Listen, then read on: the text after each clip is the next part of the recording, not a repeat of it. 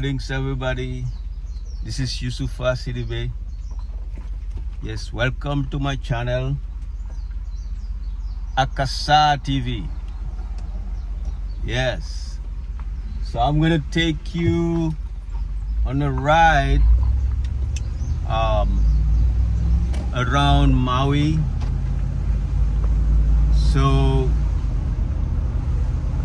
this is what we seeing right now. This is a Haiku neighborhood. So this is like, you know, the scenery in Haiku.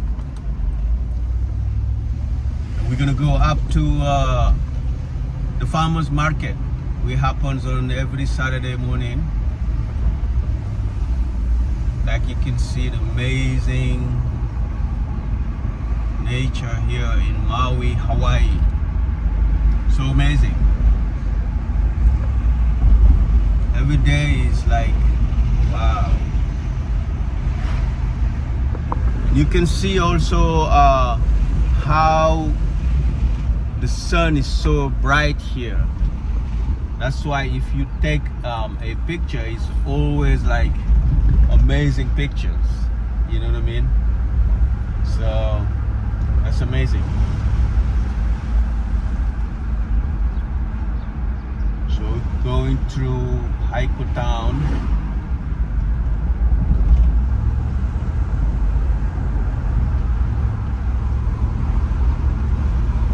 Yeah, just appreciate the green. Like everything is so lush and green and just unbelievably amazing.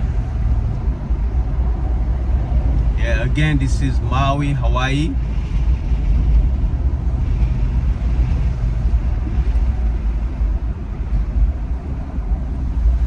Amazing place, nice flowers, green grass. There's one coconut tree over there.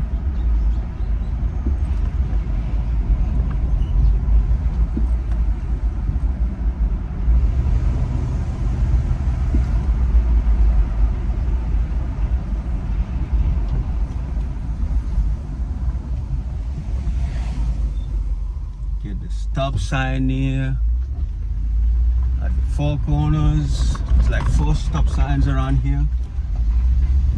Very famous intersection called Four Corners in Haiku.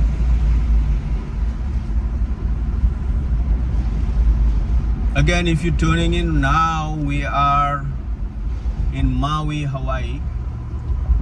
So I'm going to be sharing my travels from now on my TV channel, Akasa TV.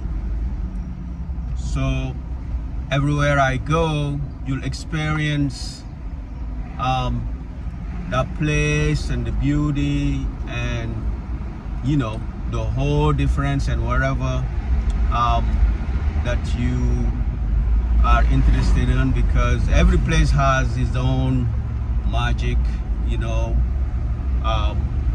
As a professional musician traveling for over 25 years, I get to appreciate all different kind of places, and every place is just amazing. Yeah, our earth is just beautiful and amazing, so we have to learn to appreciate for sure. Appreciate what we have.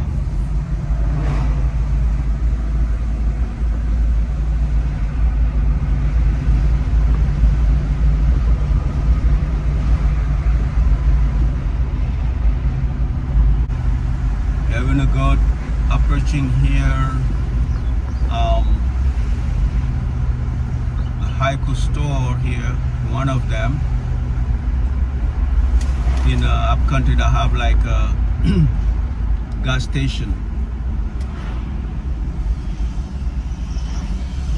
Yeah, that's just the store. and the gas station over here.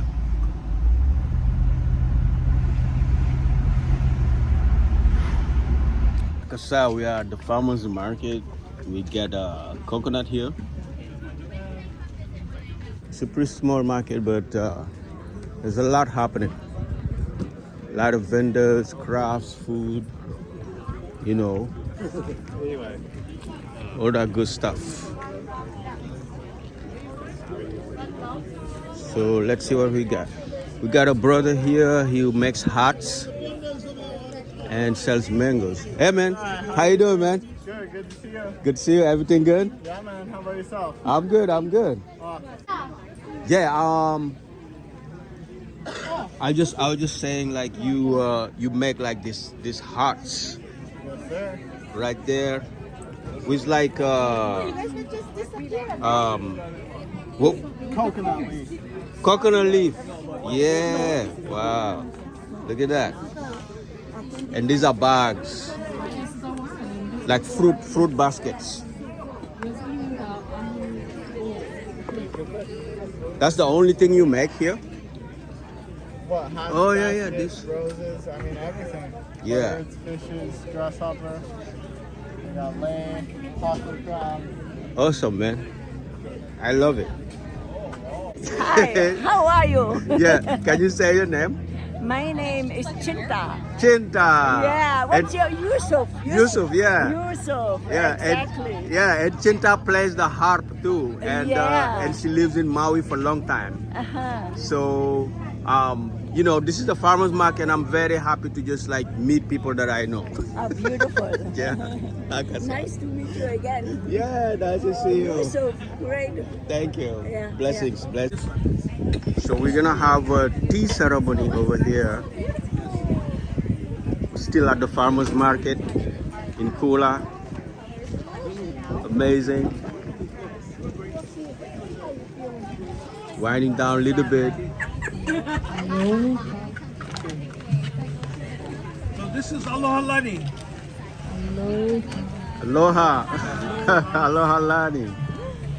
Yeah, I get my name by Magic Way, and I get to Hawaii by Magic Way, and all happens because of Ho'oponopono. And before I get here, my profession was a tea. So I'm a tea master, and I was doing the big project in Moscow with the traditional Chinese tea ceremony. So when people come close to each other, look eyes to eyes, and communicate from heart to heart. So this is what was before, and when I come here, I was looking for the way how can I start it here. So She learned this in Russia now. In Russia. She learned this actually from one of us, E. Halekala, and also Warner Simeona. Wow. And that's who Auntie learned from too. yeah, Auntie so Lani. we all get it from the same master, Ikhilakala Kulen. So I get it by coincidence, just a gift. So my specialty is a business for Ho'oponopono. So we actually do problem solving for the business. This was a coincidence because a friend of mine think I'm doing not good business. So and he gave me this workshop as a gift. So and it's turned that it is Ho'oponopono. So yeah, coincidence it turned into this life on Hawaii. So then I think it means that technique are working. No, make it separate so that you can see So this this is what happens with me, and then I try to promote this technique as much as possible, that people use it in a simple way, in a complicated way, in any way you can find. Just say more often, I love you, please forgive me, thank you. So this definitely works, and if you combine it with some things which is like what I start to do here, some products. So like one of the products is Pono tea. I also make a Pono salt with also blue color with the same flowers, butterfly pea. So they are helping to raise the vibration. And if you add the Ho'oponopono technique, then it's just work faster and help you to communicate with ancestors. So this is what happening with us, and I'm really happy that we finally make it, and we make it here.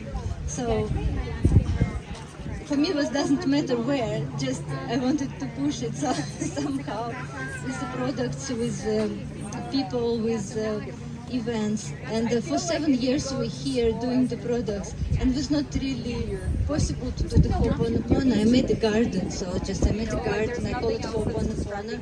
I improved it in a certain way that we could play, so that in a game form, so that it would be not like strict form or not understandable form. So I made it in the form of the game. So if you come to my garden, you can walk through. It's in Apili, the garden. You gotta go to me. It's beautiful. So, Yeah. so and we can play. And also, I'm looking for making a virtual version of this game, so that you can go through the virtual garden and say, hop on the steps to manifest your dreams. So the idea to manifest the dreams. I think it was about that. So that whenever you have your goal, you just can love yourself, forgive whatever needs to be forgiven. Be grateful all the time, and it helps for anything. So and also manifest in your dreams, because it take away any obstacles. So this is what I learned. Okay. Thank you. Yeah. What's the same most more? Just gonna tell us what you're doing. So this is. You're talking to me. This is a part of the tea ceremony. So I have a very unique tea. It's also fermented. So here on our stand, Aloha Raw stand, we're doing fermented products. And this mostly about cabbage and probiotics, but also from my previous profession, tea. Tea is also fermented product, and one of them is pu'er tea. Pu'er is fermented with tropical jungle water, so, and it has unique qualities of the tea leaves in a combination with the water of the jungle. So it's also made for 72 hours or 72 days to ferment in a proper way, and it's come out compressed. So they compress it, and first in the piles they ferment, and then they compress it in those forms in traditional way, like ancient time. It was a hole inside for the raw, and they put it on the horses and bring to Lhasa, to Tibet. So this is the first tea which you get to Tibet. And it has a lot of qualities. In the Yunnan province where this tea is made, no cancer. So people drink it a lot, and they have really good health, and so that you can imagine. And it's also very interesting and very tasty. It has a kind of earthy taste, a deep earthy taste. I don't have, unfortunately, many cups at the moment. Okay, whatever you got, we just share with it what you have. So yeah. You can bring enough cups for And I got my bottle. You can put a little bit in here. oh, okay. And the ceremony itself, so what we know about the tea, that it's good to make many infusions. So it's nice to drink it warm, and that's why teapot usually not big, so it's like usually small. So and you put water into the tea, Oh, I hot see. water. Oh, that's hot water. Yeah, hot water. And put it into the cups. So this first infusion usually not for drinking. Oh, it's not yet. It's just for washing the cups. Oh, washing the cups. Yeah. So this first infusion is just cleaning the cups. So I will put it. That's okay. I drink them. No.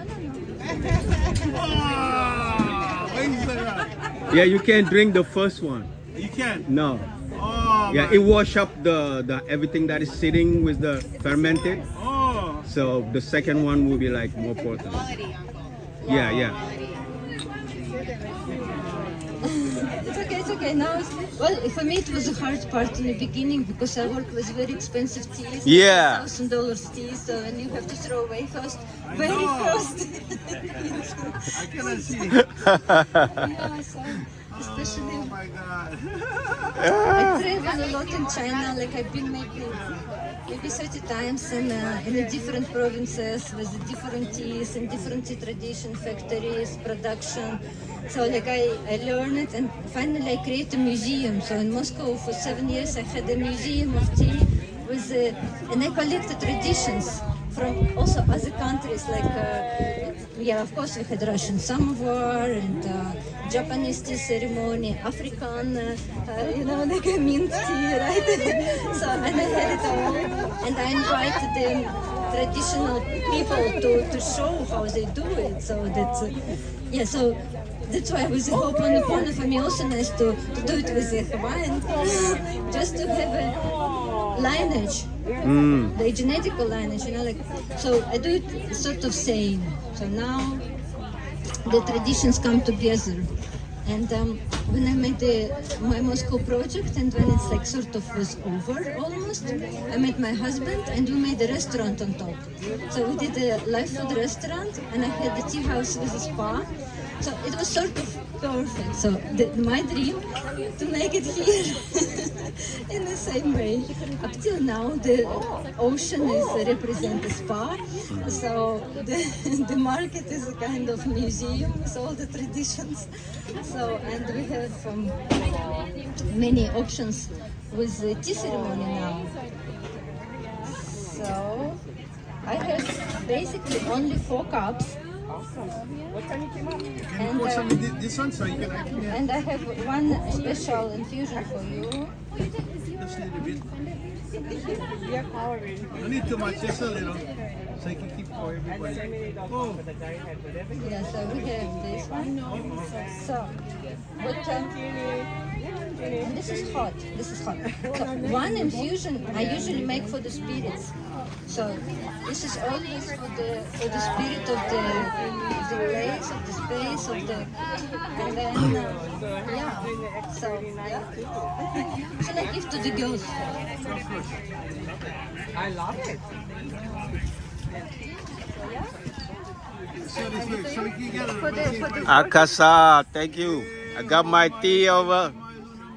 and I will try myself just to know.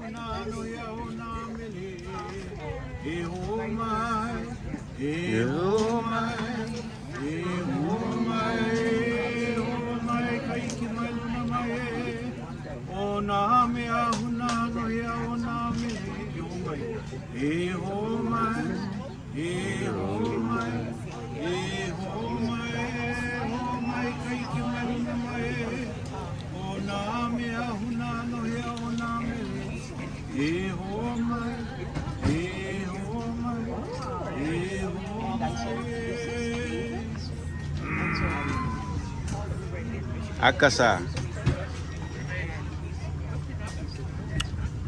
Oh, yes. It's very earthy. Mm-hmm. Hard to compare with anything. Really good.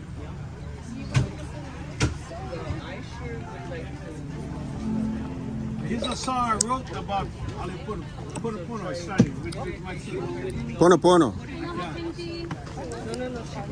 I wrote this song with my students and my staff called Halepono House to Corrections. It's like this. Now our place was right next to the ocean. The ocean down at Hunana by the City of Refuge is full of fish. And then when the Thank ocean you. was big, the kids would go surfing. So we went surfing, Akasa. we went hunting, we went up to the mountains, we gathered maile. So these are the things that we did at this school. Come over to us and share a little bit about your experience with Ho'oponopono. Okay? We got our microphone over here. And let's move the table forward so she can be out of the sun. Everybody go inside. You like just stay there and talk from there. We can bring the microphone to you. Is that okay? This way. Yeah. Yeah, there's a chest on them. Okay, there's stuff in there. Go to the left. Yeah. Some more. Yeah, I got the bottle. Some more. Some more. Okay, right there. Perfect. Then move everything underneath there. Got it. Moving everything around. There we go. Yay!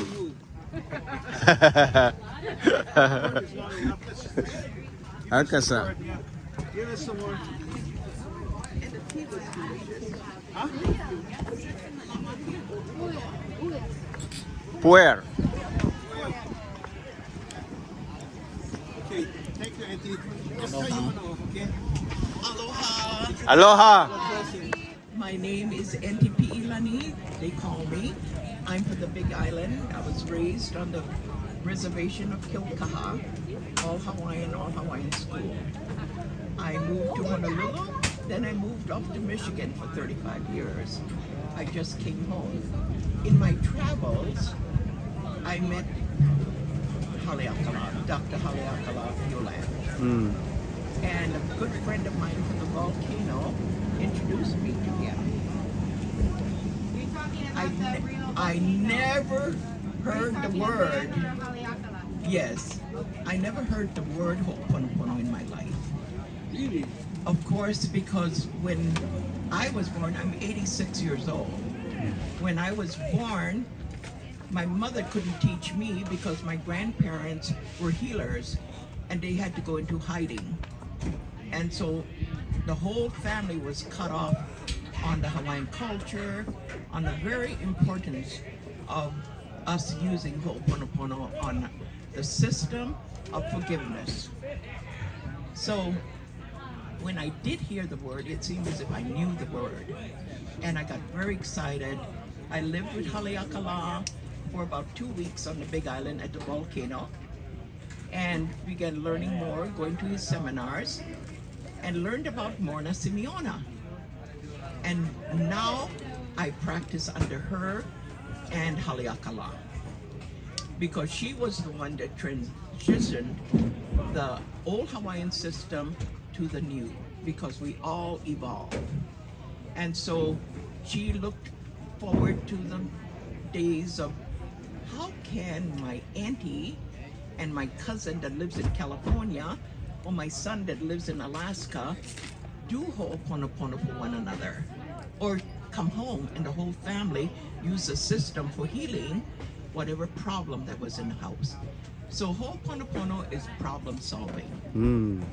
I do a card reading called the Ho'oponopono process of reading, and it takes me from the divinity to the child and the mother and father, and we all incorporate to solve your problem. Your problem is my problem, correct? Whatever I see in you that get me all, what do I have to look inside of me that's going on? So if you want clarity, if you want good choices, I do recommend that you learn Ho'opono. And I'm so proud today of the Hawaiians coming out, or even a person like her, come from Russia. Morna Simeona traveled the world to teach every culture the importance of Ho'oponopono. And lo and behold, you know what she learned? Every culture knows Ho'oponopono. Whether they're speaking it in Japanese, Yes. or Ireland, they all spoke and it connected because we all are connected. So I embraced it, not even learning about it, and I was living in Michigan. Nobody over there knew Ho'oponopono. I couldn't speak and have sounding board with anyone, so I had to go within myself to have my child and my mother and my father in me bring the memory back up. So I knew Ho'oponopono just by going in and asking your family to help. Your ancestors, very important to help you to learn. So I come home to Hawaii. God says, you going home? And I said, no. I said, I have a business to run. I've got a car, I got a house, I got 3 cats, and I got 2 dogs. I cannot leave. And you know what? Every year, I get a bang on the head. Haleakala would tell me, Ilani, go home. And I said, no, Now I don't have a car, I don't have a house. 2 of my cats have died. I got my 1 dog left. Pilani, go home. No, I'm not ready. Well, one day it said, you are ready. Your dog have died. She was in the hospital. 2 o'clock in the morning, she was on my bed and wagging her tail, and you know, she's a Yorkie with no tail, correct? They cut it off. But when she came back, she had her natural tail on. And she said, goodbye, I'm going. And then I saw me sitting up on the ceiling. And I said, what are you doing up there? And I put my hands up to bring it back. And it said, you're going home. And I began singing, because. And I woke up and I said, sell everything, you're going home. And that's how I ended up on Maui. Not wanting to come to Maui because the Big Island and Honolulu was my home. But God has his reason. The divine creator has a plan for you, each one of us. We're all separate beings and we all have a separate journeys to go on. And he said, you going home? I said, all right, I'm going home. I cried for 1 whole year. I don't want Maui. I don't want to be here. Why did you bring me? And then my daughter says, Mother, you've got to go back and teach. You've got to go back and do your card readings because it's ho'oponopono problem solving. And I said, but where? And he told me, open the phone book. So I opened the phone book and I put my hand down and it was a shop in Wailuku called the Green Lotus. And I called and she says, come in. She says, this is a funny thing that happened. Yesterday I fired every circle psychic in here. And you come to my door. She says, give me a reading. So I gave her a reading and she says, can you start tomorrow? And lo and behold, it was all to share Ho'oponopono with everybody that came through the door. So one day this Japanese priest came up and said to his interpreter, tell her I am Haumana of Morna Simeona, all the way from Japan. The Japanese people embrace Ho'oponopono. We have the biggest Ho'oponopono group is in Japan, Amsterdam, Switzerland, Pennsylvania. Some of the largest Haumanas of Morna and Haleakala is in Pennsylvania. And they're all over the world. So Ho'oponopono, when you learn it, it's for yourself, not for your children or your family. It's for you. Because when you become Ho'oponopono, you become Pono. And until you become Pono, you have drama in your life. You cannot make clear choices. The baby inside of you going, wah, wah, kicking you. The mother is saying, naughty girl or naughty boy, you know. So I do encourage every one of you, because Ho'oponopono is Malama the earth. We're all out there to Malama the earth. And this is what Morna Simeona got in her meditations and in her conversations with the divine divinity. So this book, that's very special to me, I'm giving classes right now on self-identity, because it's all about you, every one of you. We, as my friend over here, Aloha, and George, we go out to teach.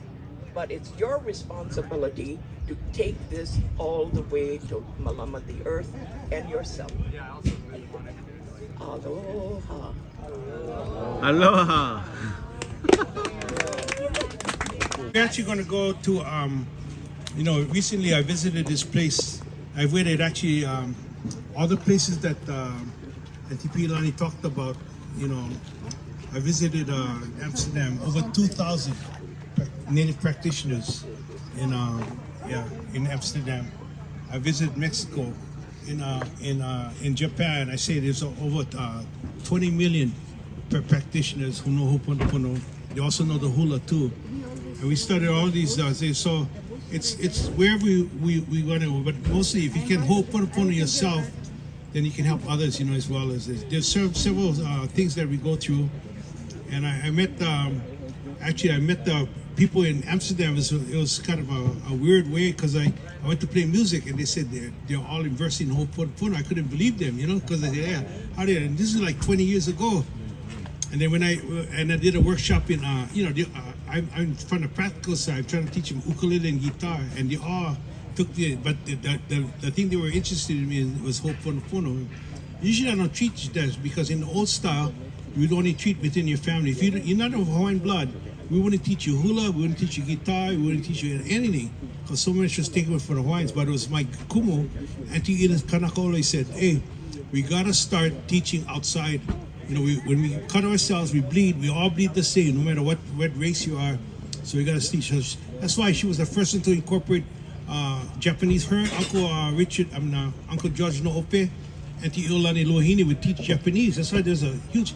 In Mexico, there's over 1 million Native Hawaiian practitioners who also take the hula. But they also, along with the hula, they also do ho'oponopono too. So. It's my hope that we can use, first of all, ho'oponopono to help us individually and go to drama. And we're not all clean, like even me. My wife is actually a Holly girl from born and raised in Michigan. I don't know if you know George Winston, that's his sister. And the reason we hooked up, I did a workshop in poi pounding, and her poi was so smooth, I said, that's the girl for me. So I was sidetracked by the smooth pounded poi. But then I gotta live with all the other stuff that she does it like. We get green onions in the garden. She don't eat our green onions. We get sheep in the pasture. She don't eat. Everything has to come from a package from someplace else because she knows the name of the sheep. She knows the name of the cow, the dogs.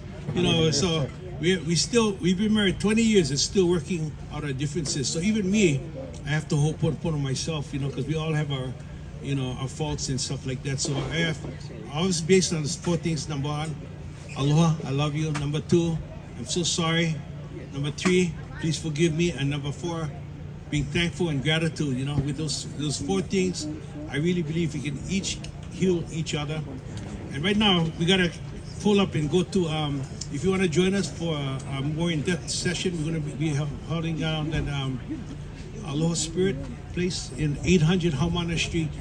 And then, believe it or not, that's going to be like my 5th gig for today. I get 3 or 4 more to finish. I still got to, I'm a farmer, I got to deliver tea leaves, taro, and spinach to Hula Grill.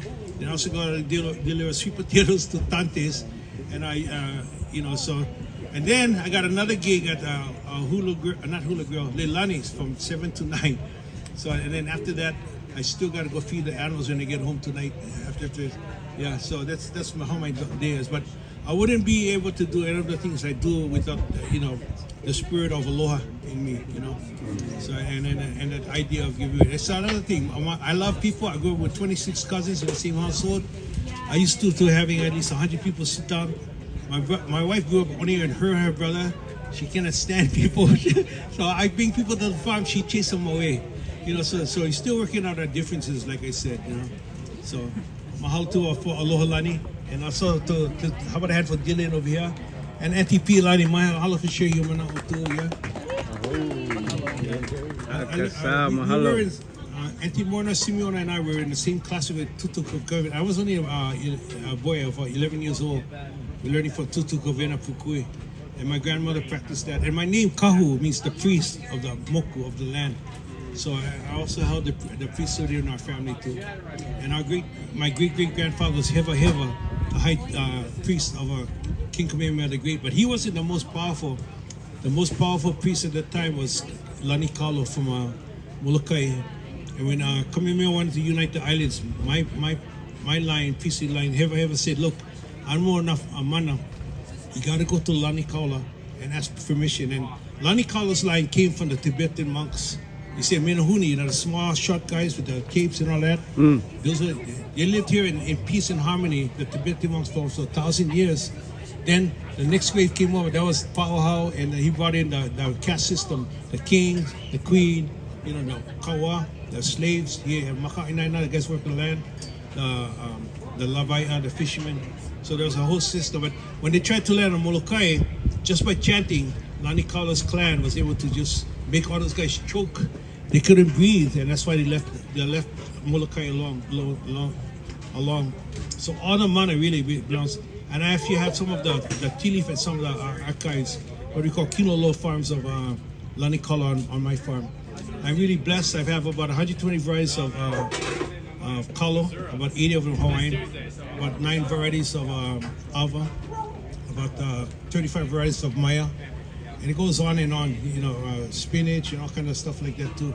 So you can come visit my farm. I ran out of cars, so just take a picture, come visit our farm. But we're going to head now because we got to break down and go to this